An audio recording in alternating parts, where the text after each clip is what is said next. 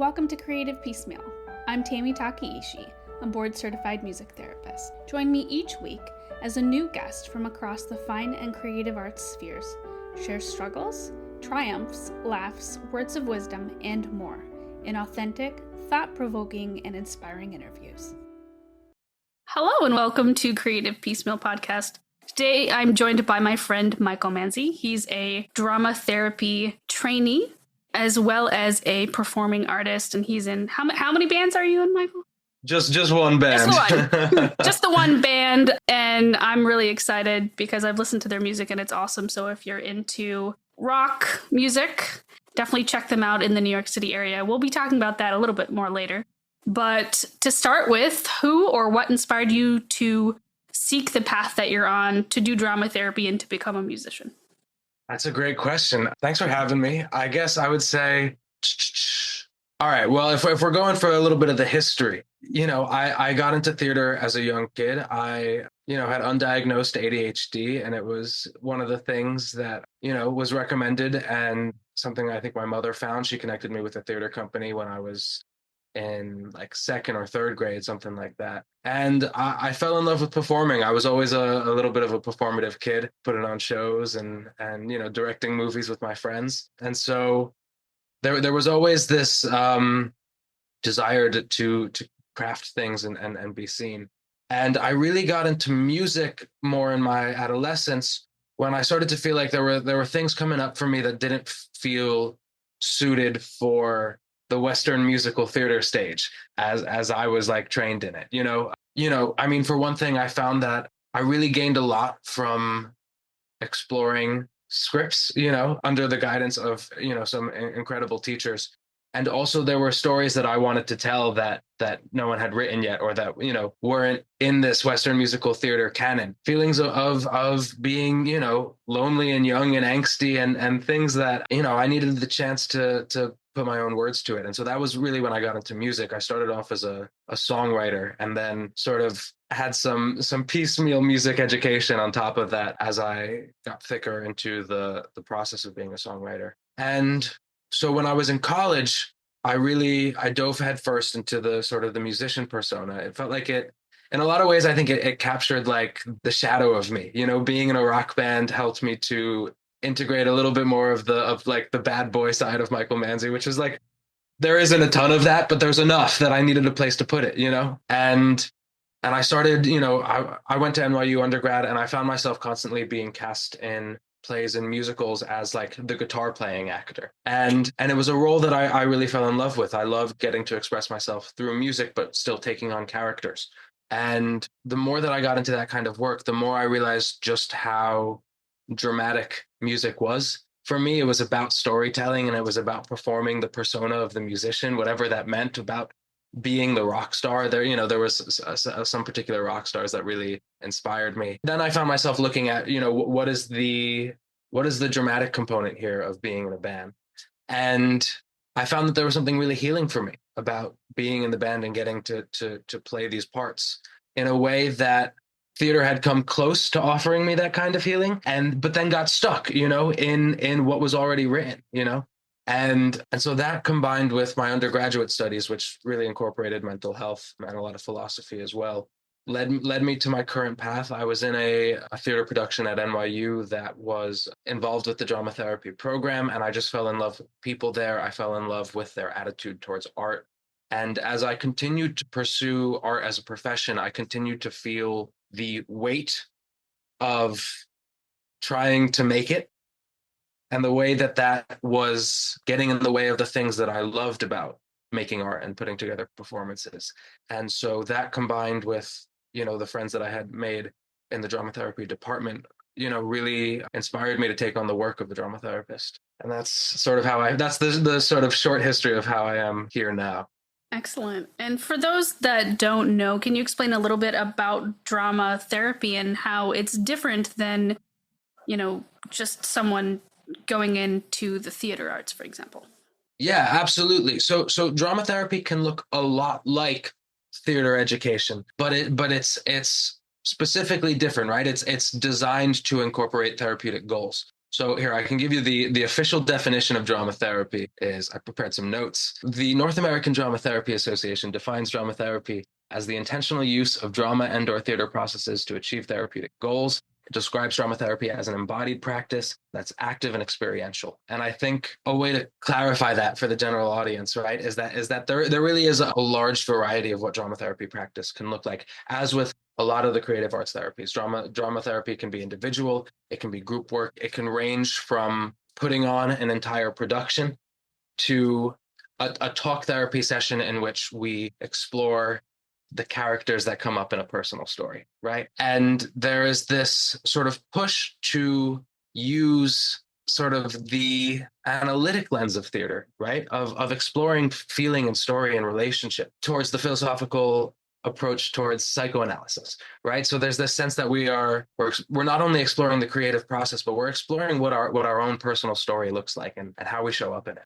That's so fascinating. And coming from the music therapy world, I just find what you guys do such a lovely complement to, I mean, all of the creative arts, of course, all the creative arts therapies just merge really well, Mm-hmm. like Mm-hmm. a soup, I agree, and I think there's this really nice something that I love about drama therapy that actually kind of one of the reasons why I found myself in drama therapy as opposed to pursuing music therapy was that I do feel that there is a little bit more of like a psychodynamic inclination to drama therapy. There's this sense that we are looking to explore the story element of it, and we're not afraid of words. I think in the way that I think a lot of the art therapies serve a really important role in getting around words when words fall short, And drama therapists, I think, take a more abstract approach to language where words can be enough if we can just figure out how to use them. And so instead of having a statement of how you're feeling or how you think someone else might be feeling, we might talk about it as dialogue, And it's these subtle shifts in our relationship to the scenario that allows for the therapeutic work to take place, right? This level of suddenly it's not me bearing my soul, but me exploring the character that I play. And there's a little bit of distance there that can really give a lot of safety for the client. And that distance can be navigated from very close up to this is what the poem sounds like if I wrote it about my personal experience to very far away of, today I feel like Superman. And so we're going to explore Superman. And then there's that safe distance. If I don't have to explore myself, I can explore Superman. But really, I am still working on myself. It sounds like such important work. And, I'm so excited to see where you blossom in your career. So especially, having known you, outside of this arena, Mm-hmm. Thank you so much. I really appreciate that. You talked about how theater was really integral in your life as a youngster. Were there lessons that you learned that have impacted you still today? Absolutely, absolutely. I mean, so much can be learned in the theater space. I think one of the big things that jumps out at me is the community process of being in a theater ensemble, which is something that happens in a lot of group work with drama therapy, right? And this sense that you're developing a sense of trust and interdependence with the rest of the cast. In a lot of ways, the show doesn't go up without any one of us, and we're all relying on each other. And it takes a tremendous amount of trust, and it takes a tremendous amount of support, I think, sometimes to bare your soul on a stage. And so whether it's remembering your lines so that your scene partner doesn't have to worry that they're out there alone remembering the whole scene, or if it's as much as, the rest of the cast is singing background vocals while you sing the solo because it's too scary to do alone. Those are major moments of the ensemble being able to help facilitate this really sort of vulnerable experience. Vulnerability just stands out to me as another one of those things that, I think in drama therapy, I think it depends on the therapist, but my interpretation of the work is that it's a little bit further from the blank slate that we would get in like a Freudian psychology or something like that, right? Because it's so playful and imaginative, you do have to bring some of your own vulnerability to it. And so I think the other thing that happens in theater is that we're all modeling this vulnerability for each other. I remember this is like a classic theater group story, right? Like I had one experience where I was in high school singing a song surrounded by a chorus of cast members. And And I'm not a very big crier, but for some reason this song moved me to tears. And rather than feeling embarrassed of crying in front of my friends, I looked around and I saw that some of them had also been moved to tears. And we had a cast of all ages, and so we had high schoolers and we had early middle schoolers, and to look and see that the senior who I thought was so cool and was intimidated by was also crying. And also there's like a sixth grader over there who's swept up in the moment and is also being moved to tears, and this moment of being reflected and also held by a team is, I think, a really beautiful model for the type of interdependence that we want to have in our real life relationships, right? Oh, that's lovely. That must have been such a wonderful experience to have. Oh, it was beautiful. I mean, I feel so grateful. And it I think is one of the major moments in my life that I give credit to, like, my ability to be a vulnerable person today. And then I think there's this other element of theater, which is theater work, which is the development of, like, some major social skills, which include leadership and showing up and public speaking, and some of the more obvious ones like that. And also the development of empathy, right? Of looking at a character and going, how do they feel? Or looking at a scene partner and going, how do they feel? Or even noticing that your cast member is having an off day and thinking, how do they feel and how can I support them? And I think those are also major things that, I think need to be more uplifted in culture. I think people have an incredible natural ability for empathy, but it does need to be nurtured. And we don't always find ourselves in environments that nurture empathy in the way that we should, especially not in a modern Western capitalist nightmare. Yeah, very true. Very true. Do you still have, not that you have as much opportunity being a busy grad student and being in a band and everything, but do you still try to do community theater when you can? I haven't done any community theater since starting graduate school, but I feel lucky in that I have a lot of deep relationships with a lot of really talented theater makers who are very creative, very inclusive, and think of me from time to time. So before I started grad school, I was doing a lot of independent work on my downtime, and I hope that continues once I'm out of grad school. My schedule's been totally overloaded, but I will say, I don't think that I'm the type of person who's really cut out to be auditioning. And I think for professional actors, that can be, for a lot of your career, it can be a majority of the hours you put in is the audition process. And I know actors who love auditioning, and, like, I have friends who are good at it, and it is something that they show up excited to do. And that was never a feeling that I had. I never really connected with the intention of having to prove myself to someone. And I'm lucky enough that I know enough theater people that I'm still included in these communities without having to, show up at a non-union call on 9 a.m. in Midtown, or anything like that. I'm just curious, are you the kind of person that it enjoys going to Broadway shows and plays and things of that nature? And if so, do you pull from that anything that you would use in your work? I absolutely enjoy going to Broadway shows. I absolutely enjoy going to concerts. I absolutely love taking in art in any form. And also, I have to acknowledge that within myself, I have a complicated relationship between art consumption and art output. And I sometimes feel threatened by the possibility of consuming art, of somehow having my mind overwritten. And it's an irrational fear that I have to work through sometimes. But I think sometimes the prospect of going to a play reminds me that I am not currently acting in one, and then I feel threatened. And I think, oh, I should stay home instead and write 4 songs. And actually, what's more likely is that if I go see the play, I'll come home and I might get a song out of it. But there is this. I think I in general feel an overwhelm with the amount of content that I consume on a regular basis. I think phones don't help. And I have a challenging relationship with my phone and social media. Like most people, I think I manage it pretty well, but it's never easy. And so especially being in school, I tend to feel overwhelmed with content. And I often feel that I don't have room to consume art, but I am always better off for having done it. And thank you for speaking so openly about that, and Yeah. about your struggle and your goals and what you hope to get out of that. I completely understand about like being mindful of consumption. I have a different like I'm not afraid of consuming. I actually can't wait to consume as much as I can, Sure. Yeah. but I also filter it a little bit, like I can't, Yeah. because certain things will just bring it down, and Hmm.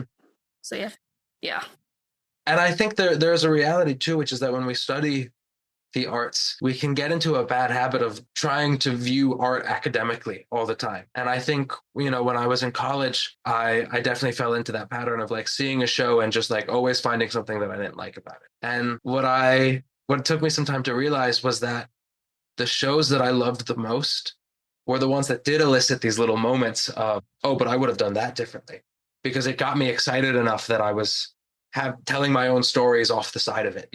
I think the less I like an art, the more I have feedback, the less I have feedback. Do you know what I mean? And I think it also connects to, I'm a person who lives with ADHD. And so overwhelm is a feeling that I live with. And I think there's a relationship with time inherent to that diagnosis that is always wondering if I have enough time. And sometimes it's a matter of I'd love to watch a movie, but a movie is 2 hours and I don't know if I can give up 2 hours of my life, because of this weird feeling of pressure of if I give up 2 hours, what will I be able to do with that third hour? Or will I be stuck in having done it for 2 hours and not be able to transition out of it?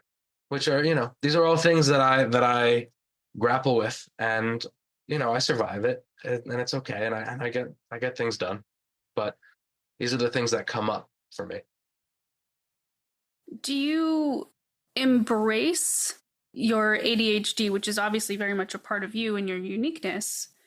Do you embrace it within your creative process and like use the strengths of it, or do you find yourself fighting against it?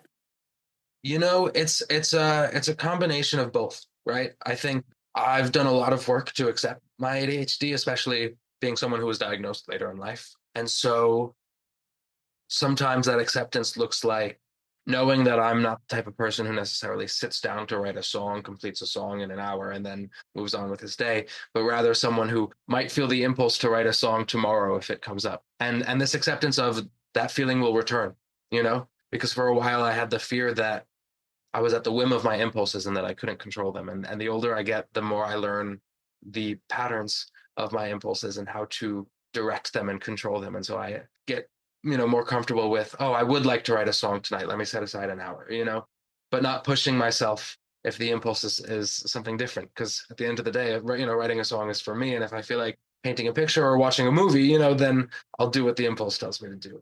But a lot of it is fighting it. And a lot of it is learning to use tools to manage it. I mean, I have a prescription for Adderall, and I don't take it every day. I take it as needed because there are certain tasks where I would rather be me. When I'm seeing clients, I would rather have my full emotional capacity and accept my less productive mind state. But on a day when I'm working on my thesis, I definitely take my medication. On days that I have classes, I definitely take my medication. On days where I have a lot of chores to do around the house, I definitely take my medication. And that's the way that I've learned to live with it and to manage it. Yeah. It sounds like and self-care and the arts are in a way self-care for you as well. Absolutely. I mean, it's totally interwoven. And I think, in the same way that in the art therapies we talk about the art making process being the metaphor for other life processes, I think art making for me has always been a metaphor for self-care and processing myself. I find that if I got thoughts that I'm not addressing, I'm not able to write a song. And maybe I need to spend that hour, you know, journaling or even daydreaming. I forget that I'm a person who needs to spend time daydreaming. And sometimes, if I've given myself the time to self-care like that, then I find that I'm more able to engage in the creative practices. And so I think of it as like a way of warming up almost. I know the creative process looks different for everyone, and especially as we grow and learn and age. But within that, do you have things that you absolutely love about the creative process? Yeah, absolutely. I mean, I think the number one thing that I love about the creative process is relationships with others. I think at the heart of all of this for me was a desire to connect with people. And I think the theater really nurtured that. And music was not introduced to me as a tool for connection, but was something that I modeled into a tool for connection for myself, and playing with a band and performing and not just taking private lessons, you know? Yeah. Take me back to the question. Favorite things about your creative process? Oh, right. Yeah. And so I was talking about connection. Yeah. I mean, that's the biggest part of it for me is that feeling of excitement of struggling to get on the same page with people, and the interflow of, I have to be very careful using the word genius because sometimes it can be a lot of pressure, or it can, but I do think that I have to be careful with the word genius, because sometimes if I'm by myself and I write a song, I might think to myself, wow, I'm a genius. And it's a wonderful feeling. And that's something I love about the creative process. And also, to me, there is a reality that genius actually exists in between people, right? Like, we all of the people who we thought were geniuses throughout history, we're always working on big teams, and I think genius is the moment when you're playing something and someone plays something else, and you see it in them. You go, wow, I can't believe you just played that, do it again. Or they say, wow, this song speaks to something and I hear it like this, that's the moment when there's a connection between people. And yeah, so that's got to be my favorite part of the creative process, is that shared moment of genius. I love that. And I love the way that you described that. I've never really heard it described that way before, a shared moment of genius. But I mean, it makes so much sense, though. It really does. Mm-hmm. Is that descriptor, Thank you. Yeah. I think, none of us get anywhere alone. I think independence is super important, of course, but I think all of the greatest contributions to society have been team efforts, whether we give them that credit or not. I'd love to go back to things that have inspired you. What is a book you read, whether it was a long time ago or recently, that really inspired you or moved you or challenged you in some way? Harry Potter. And, I'm mad at J.K. Rowling, but that book deeply inspired me. I started reading the book when I was in kindergarten with my grandmother, and it sort of became a family tradition to read it together, because of scheduling. I think it took me 8 years of Hogwarts to actually read, 7 books and 8 movies. I think there's underlying Harry Potter is this philosophy of love. I think that was something that always stood out to me, was, it's in that first movie or book, when Dumbledore says that Harry had the one thing that Voldemort never had, and it was love, and but that really struck me as a kid. It spoke to the romantic, the existentialist in me, and I loved this idea that love could be a source of power, of protection. I loved the story of someone who felt like an outcast, realizing that he was not, in fact, an outcast. I loved the story of someone who was a little bit special, and I loved a story where there was the presence of evil, and the presence of a complex evil that had its own insecurities acting off of. I mean, the whole Sorcerer's Stone, Philosopher's Stone myth, which is like older than Harry Potter, but is, a metaphor for our major insecurities in life about death. I think that's another thing, is I was a person who was born into a lineage of grief, and there is this theme of evading death or accepting death, or how does love preserve life after death. That's present in Harry Potter, and it felt present in my family relationships. And so that felt really resonant to me, probably more than I was able to give credit for as a kindergartner. That's so powerful. Yeah. It's something I've been thinking about a lot lately, is this relationship to grief. And even, like, as someone who also experiences depression, I think about my inherently prenatal access to these feelings. I think being surrounded by grief growing up, I learned a fragility to life that gave it an immense amount of value. I think I was just aware of mortality from an early age, and I think it became this invitation to love deeply. And I think, we're all afraid of death a little bit. And if we can take it as that invitation to love deeply, I think that's what got me through years of not even knowing what these feelings were.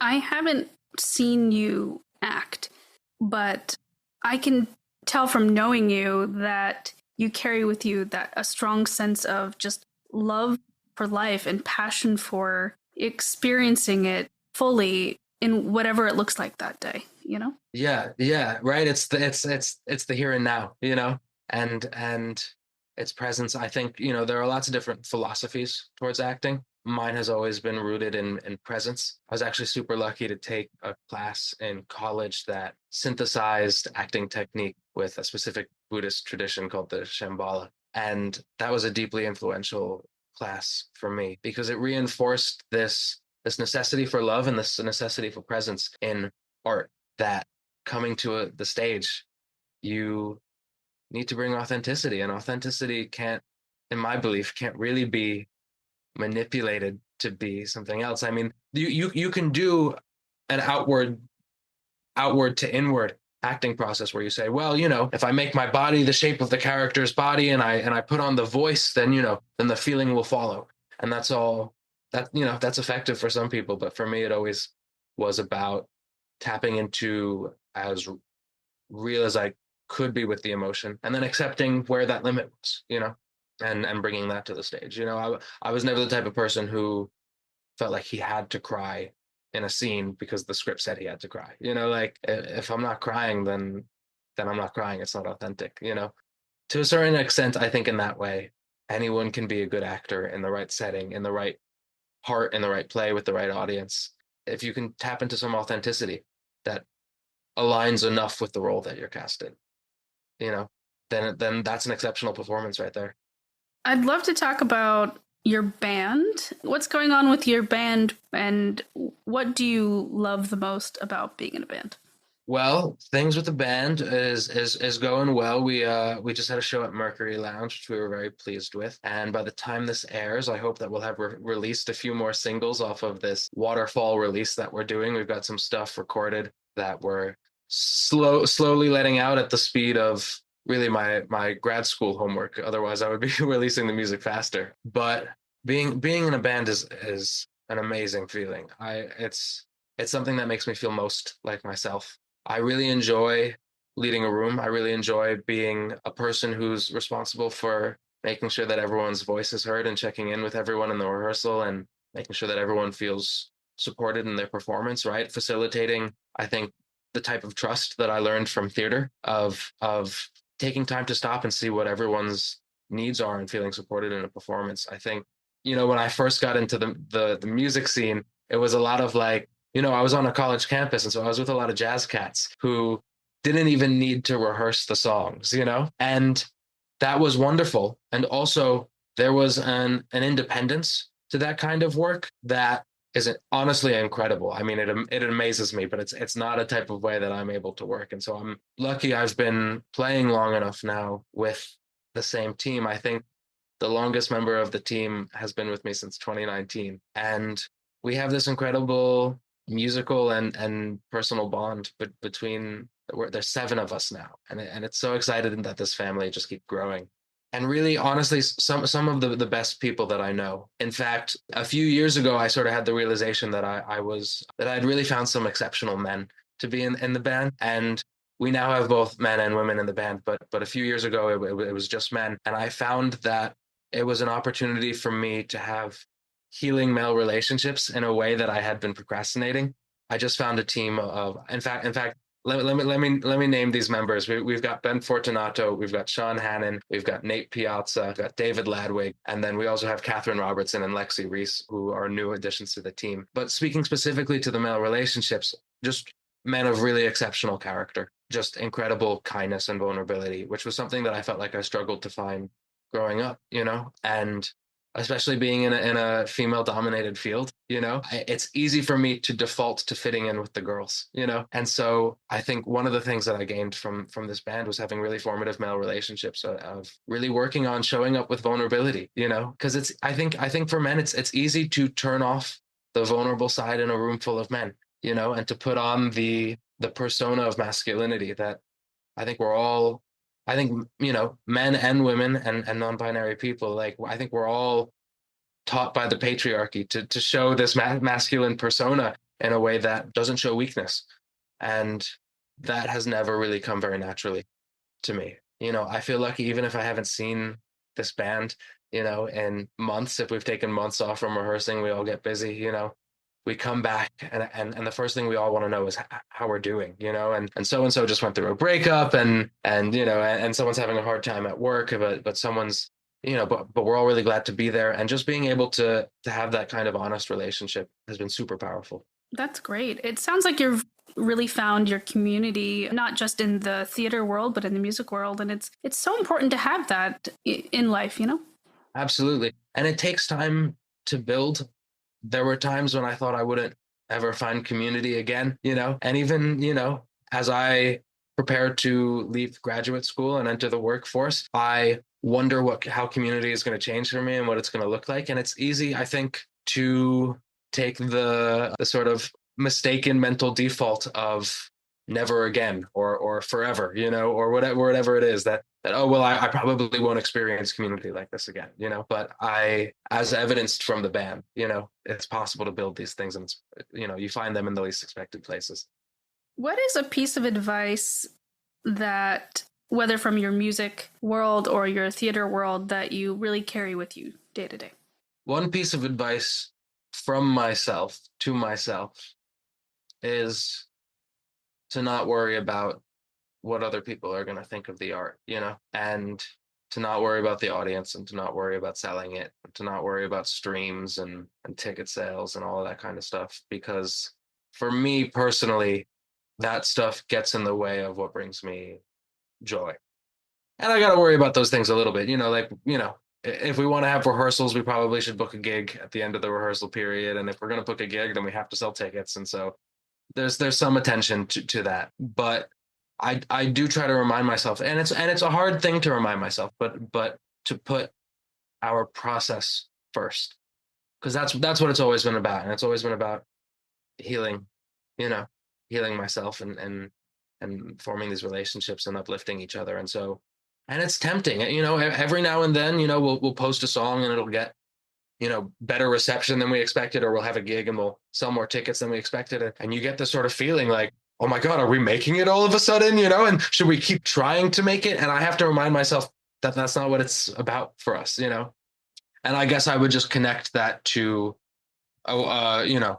specific memories of reassurance. If we're talking advice from other people, reassure, like, one specific example of a playwriting professor telling me that he looked at me and he said, "You are a writer," and I think that speaks less about me and more about the necessity for that kind of affirmation. For I think we need to be telling more people that they are artists. I think that art belongs to everyone. I don't think it should belong to the talented or the elite or the the trained or the nepotism or whatever it is that that we reserve. Even like, I feel like I see this in music most of all, that because we know what good music sounds like, it makes it so hard for people to make bad music, but we really need to be encouraging people to make any kind of art and to be consuming any kind of art and to be looking to local communities to consume art, because artists in your community are going to be reflecting the things that you're feeling, in ways that the industry will never be able to reflect the common person in the way that the common person can, And at the end of the day, like, I just think that arts are really, I forget who said it. I might be quoting an Instagram post right now, but something along the lines of like, art is a human behavior and not a skill, and I want more singing at parties. You know what I mean? I want more putting on a play on a Saturday afternoon with your friends for no reason. Like, I think that's where, not that I don't think artists should get paid, because I do think that artists deserve to be paid. And also I'm a huge proponent for like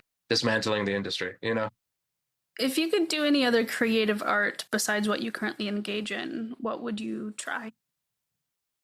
I'm not a very good painter, but I would love to be a painter. And I try to make time to paint in the context of knowing that I don't consider myself a skilled painter. 'Cause as I said, art should belong to everybody. But I love working with my hands. And it's something that I feel like I spend so much time on the computer. I spend so much time in my head. And I really crave any opportunity that I can to paint or sculpt, or even, to be honest, lately I've been thinking that I want to start taking dance classes again. I've never considered myself a good dancer, but I had to dance in relation to theater, and it was something that I always enjoyed doing in the context of the fact that someone else was making me in order for it to be me to participate in something else. And now that I am not being forced to participate in it, I recognize how much joy and connection to my body it brought me. And so that's an art that I don't currently pursue that I want to or intend to. Excellent. Well, Michael, one last question for you today. Yeah. And take as much time on this one as you want. Sure. In your own words, what does living a creative life mean to you? I want to start by saying that I believe there's a spectrum of how much we integrate our creativity into our life. And so I think for some people, living a creative life can be an element of freedom, which they apply to the choices that they make in any situation. And I think the other, extreme of the spectrum is you could be a starving artist and you could eat, sleep, and drink music and theater and artwork and forget to eat food. And that is like a creative life to a fault, I think. In fact, I would go so far as to say is that maybe it's a mistake of me to put that as the other end of the spectrum. Maybe that's a tangent somewhere. But I think for me personally, living a creative life involves a couple of things. It involves imaginative freedom and what I mentioned before of applying that freedom to the choices that you make in daily life and not always choosing your most expected outcome, but taking risks here and there to see what could happen to make room for growth. I think another component for me is expression.